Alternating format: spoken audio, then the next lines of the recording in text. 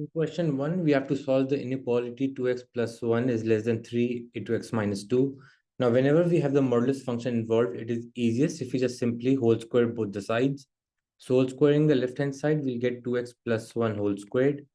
And this will become 3 into x minus 2. And we'll whole square this side as well. So 2x plus 1 whole squared, that will become 4x squared plus 4x plus 1. This is less than, and this will become 9 into x square minus 4x plus 4. Expanding the right-hand side, this will become 9x squared minus 36x plus 36. And the left-hand side remains as it is, 4x squared plus 4x plus 1. Now, to find the values of x, we can bring the left-hand side on the right-hand side. So 9x squared minus 4x squared, that will become 5x squared. This will become minus 36x minus 4x. And this will become plus 36 minus 1.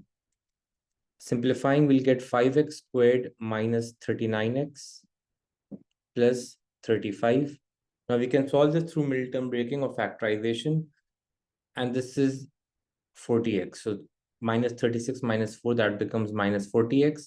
So before we solve it through middle term breaking, we can just take first divide the whole equation by 5 to make it simpler for us. So this will become x squared minus 8x plus 7.